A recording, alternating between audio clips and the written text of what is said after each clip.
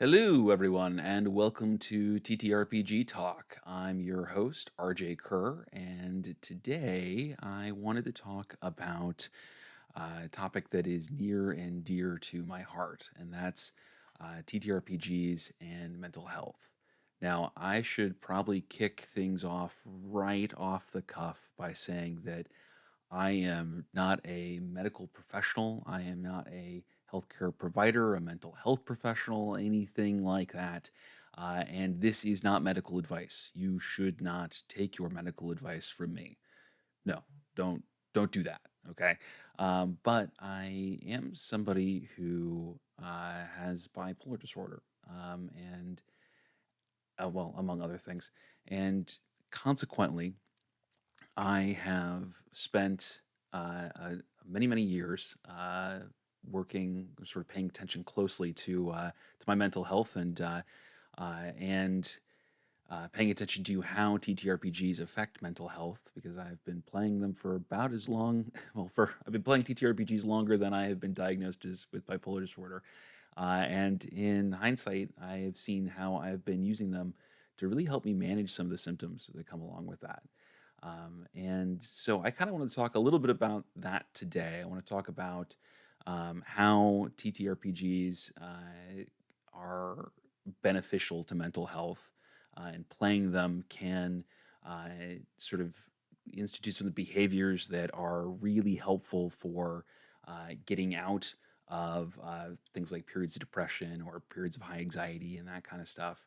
And then I want to switch gears just a little bit and I want to talk more about some of the safety tools that we use at our tables to help protect everybody's mental health, everybody's emotional health who's playing the game.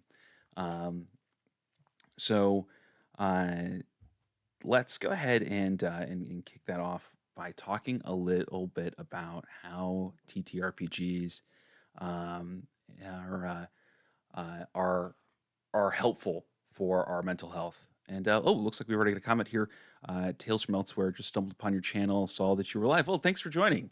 Hopefully, you'll find today's chat interesting. I go live every Monday for game design and every Wednesday for just kind of these TTRPG talks.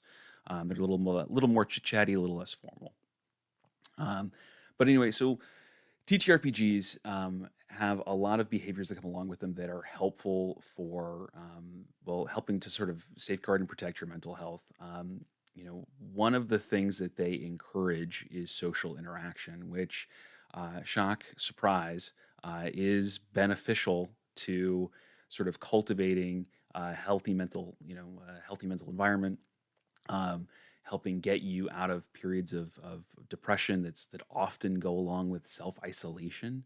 A lot of folks, myself included, when you get into those really deep slumps, have a tendency to just kind of go off the grid, to kind of pull away. I tell people that I'm like a cat, I just want to curl up somewhere and find a hole and to die.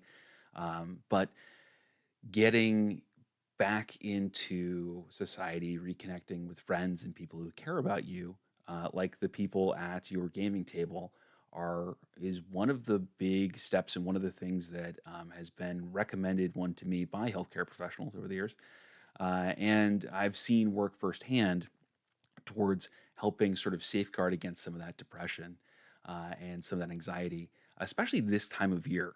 If you're watching this sort of in the moment in real time, we're getting the holiday season in the U.S. and this is a stressful time for a lot of people. One, with all the client, the seasonal changes that come to this, but also just the pressures of the holiday and all that kind of stuff. And so, getting surrounding yourself with a group of friends that have very low expectations of you, they're just there to play a game, is a great way to kind of give yourself a break from some of that pressure. Um, Additionally, there's a growing body of data to suggest that um, TTRPGs help with things like um, giving you a sense of accomplishment that you might not otherwise have in your day to day life. Because TTRPGs tend to be objective oriented, even if those objectives are loose, especially if those objectives are things that you as the players sort of define for yourself.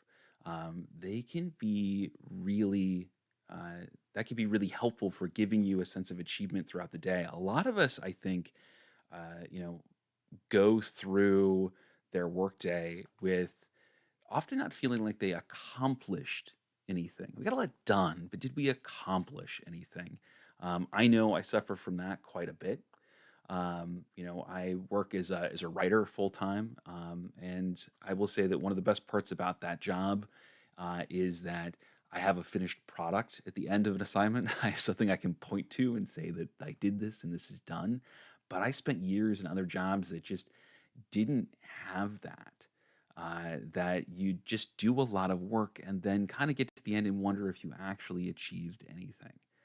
But TTRPGs give you that sense of accomplishment as you play in real time with rewards, which can be really valuable to helping you feel valued as a person, and like you've spent some time on something and you did something, you actually achieved something.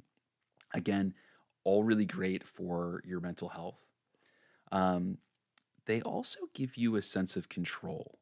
One of the things that I've noticed personally in my sort of mental health journey, and a lot of people have shared with me who have had these sort of similar, um,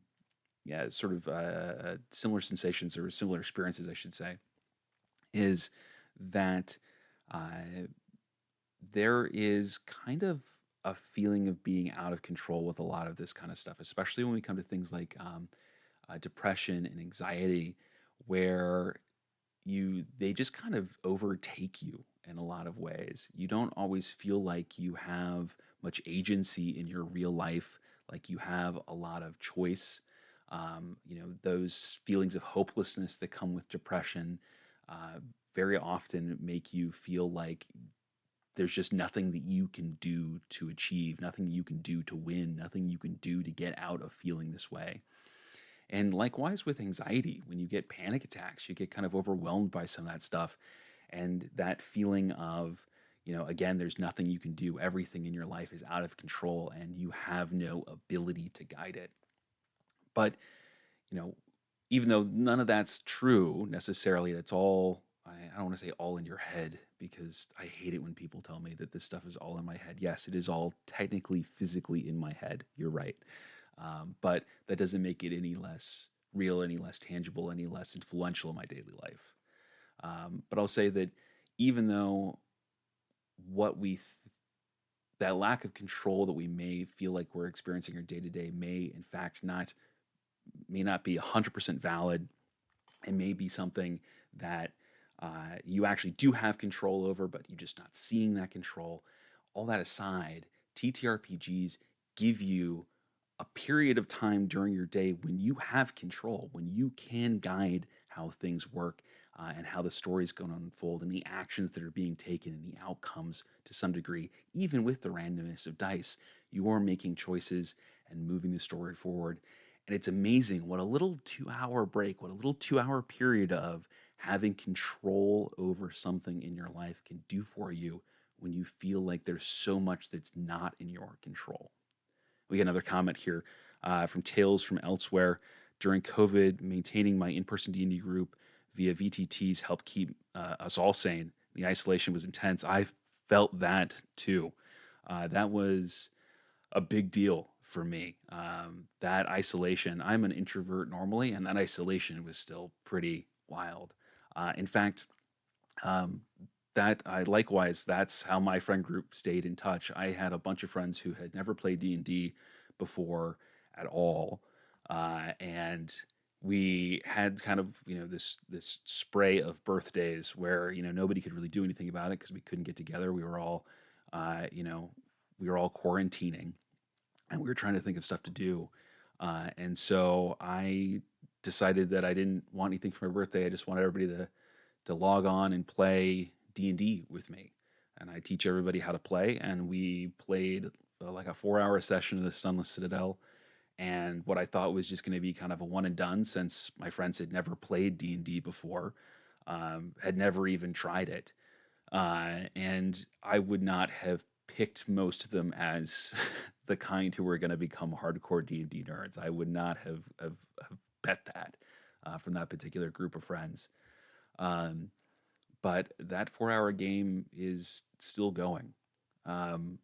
We still play that game. We've slacked off in the last couple months, but I mean, we're talking what 4 years later here, and those characters are still active. That campaign is still ongoing. So it is, Tales from Elsewhere. I feel you on that. It is a big deal. Those groups, those D&D groups during COVID, and when everybody was feeling that isolation.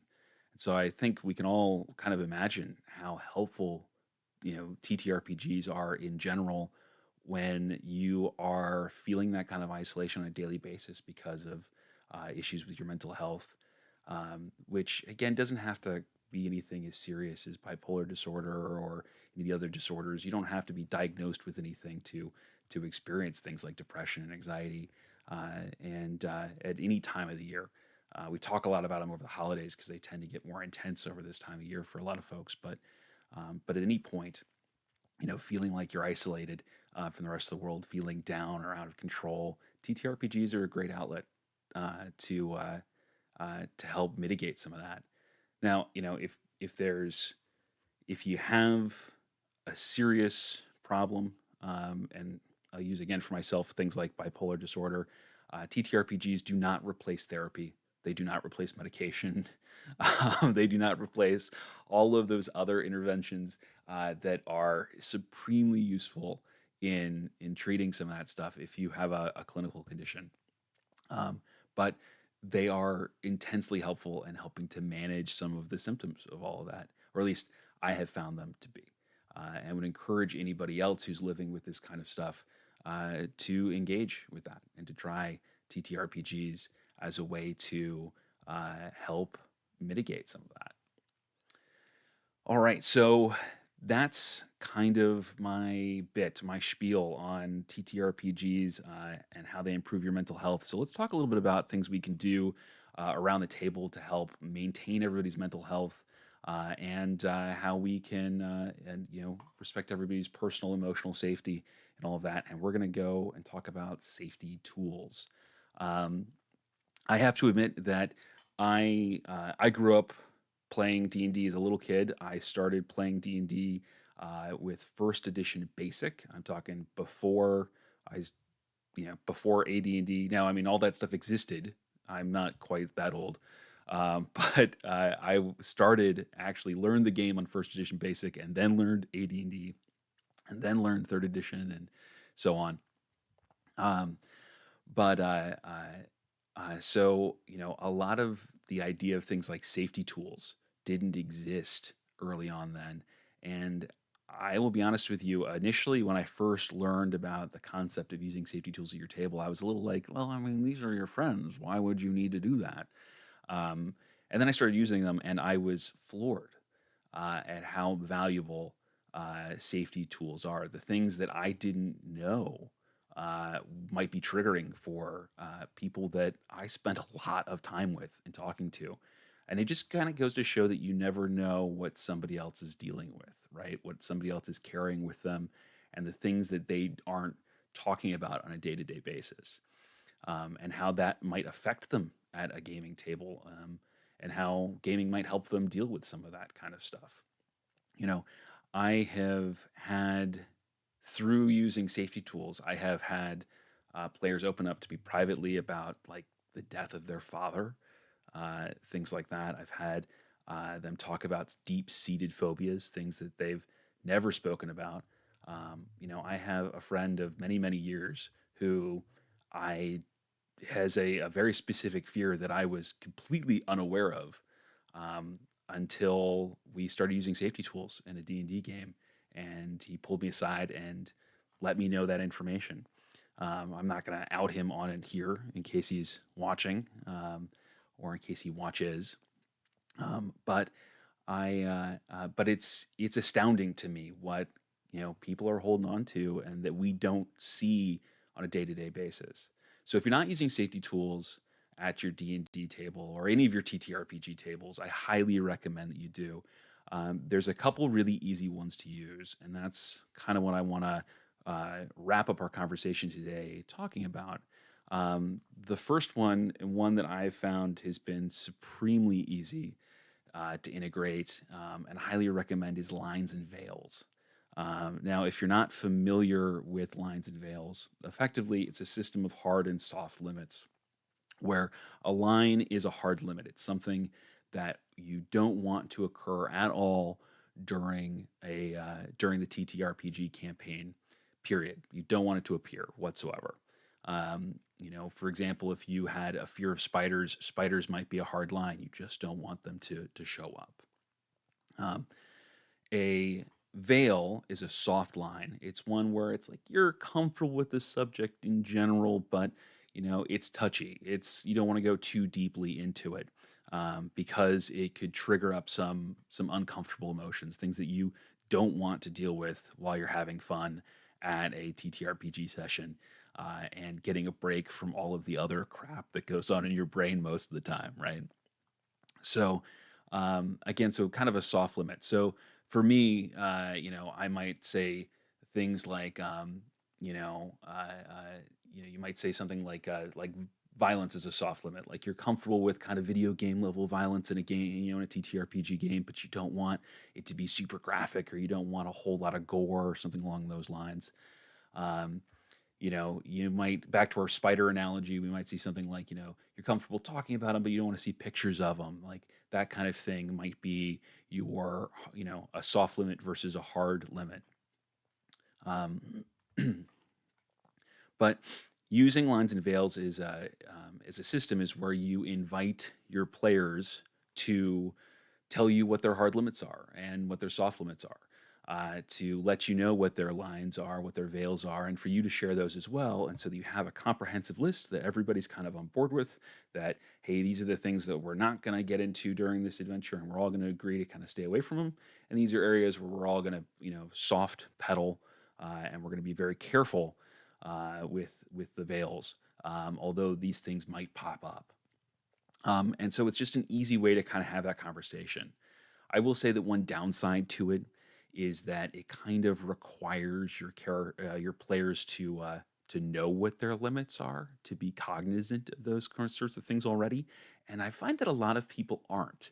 They haven't really given a lot of thought initially into what they don't want to show up, because they spend a lot of time, understandably, focusing on what they do want in a game as opposed to what they don't want, which is reasonable and wonderful that they're focusing on the positives. That's something they absolutely should do as part of playing a TTRPG, because the positives are where they're going to have fun. That's where they're going to get the benefit of playing the game out of, whatever those benefits are for them personally.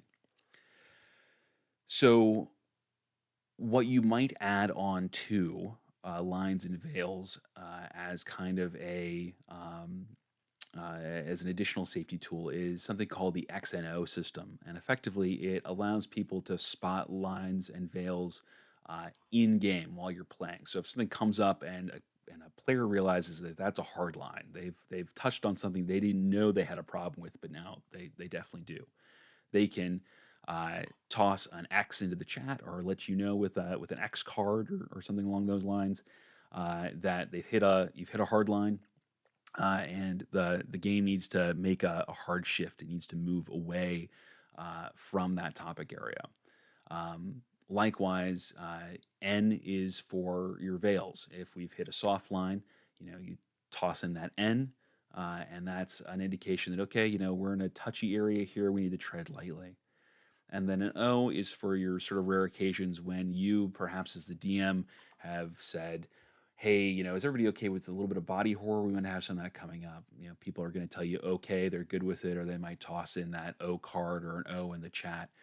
Those are especially useful if you're using like Discord to play, which I do a lot of, because it lets people, they don't have to like cut into the conversation. They don't have to necessarily out themselves, as it were. They can very kind of quietly send you a note very quickly that you can respond to, and shift things as you need to. Because sometimes people are a little bit private about what their lines and veils are. I think that a lot of folks get worried about looking silly, or looking like, they're, I don't know, a little too sensitive or what have you. which I would say I hope that people wouldn't feel that way, but it's understandable. The world can be a judgy place in a lot of contexts, and and it can be uncomfortable to kind of share the things that you are not comfortable with, especially if you're playing with a group of strangers, people that you haven't played with before, like at a paid game, like on startplaying.games or something along those lines. Um, so one of the ways to get around that is to collect some of this information privately.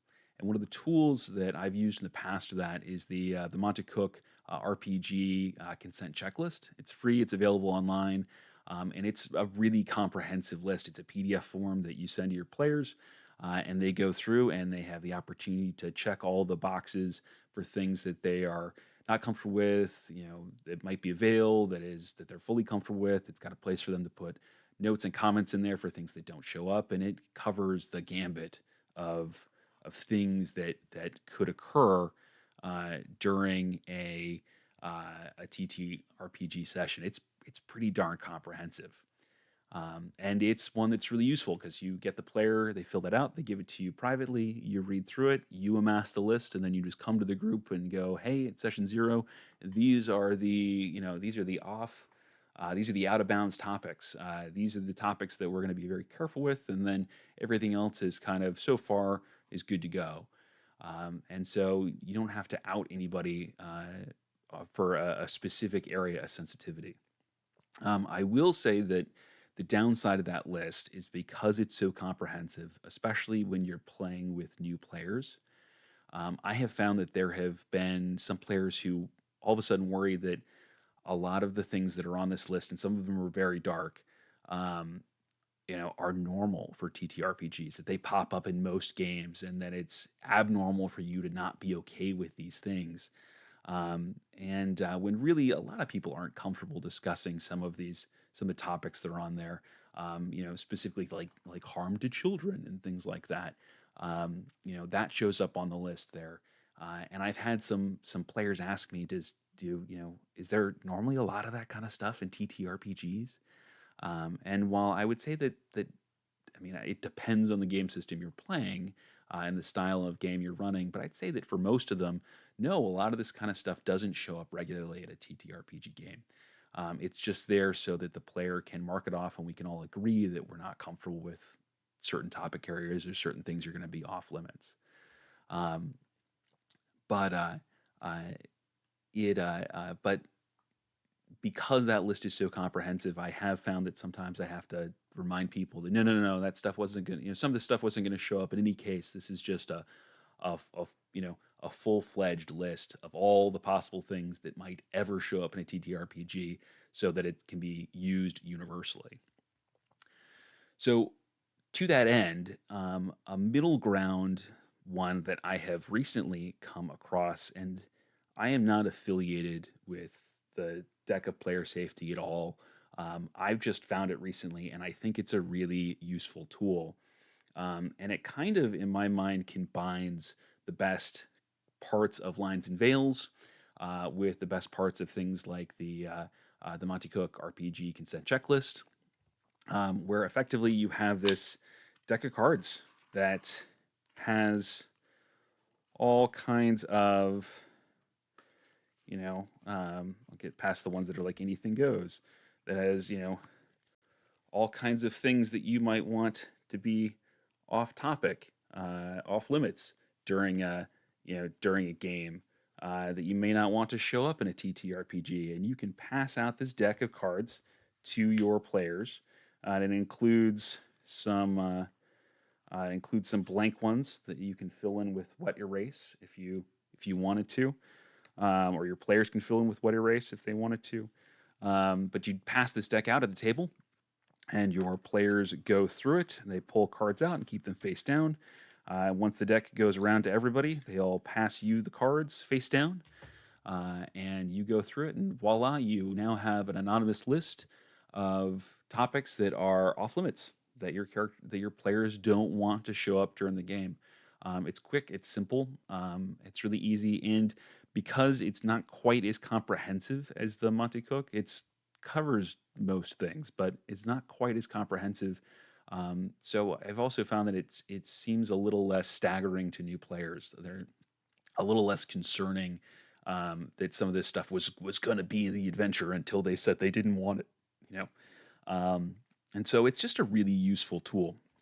Again, that's the deck of player safety. And again, I'm not affiliated with them in any way, shape, or form.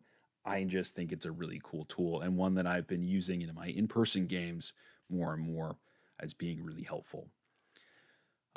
But those are three safety tools that you can use pretty readily and pretty immediately to get started if you are interested in helping to promote some of the mental health and the emotional safety at your at your table, whether you're a player or a DM, or or I guess even just an observer. I guess you'd all be players or DMs. There's not really third option here unless you're just kind of watching. In which case, uh, you know, get in the game, come play. Um, but these are all easy ways to really help promote good emotional health and mental health at your gaming table, especially since TTRPGs create a safe space and a place for a lot of people to get reprieve from things like depression and anxiety that affect them on a daily basis. So that is about our time. Thank you so much for hanging out with me today. I'd love to hear your comments on all this and what you thought when you watched the video. Yeah, again, thanks for joining me. If you like this sort of content, if you like the content that I create, please like, subscribe, leave a comment. All that kind of stuff helps the channel. And if you want to check out how I run my games, maybe check out how I do safety tools and that kind of deal, come check me out at startplaying.games/GM/rjcurrer. I've still got some space in my campaigns there. You can join in for a session or contact me about a one shot. I do custom one shots for folks if you're interested in that. Um, but I would love to meet all of you at a gaming table sometime. So thank you so much for joining me today, and I will see you next time. Just a reminder, though, we're going to be off next week since it's the Thanksgiving holiday here in the U.S., or at least it's the Thanksgiving holiday week here in the U.S., and so I'm going to be spending time with my family. So we will pick up again on the 4th of December. That'll be when our next TTRPG chat is. Anyway, I hope to see you then. Have a great night.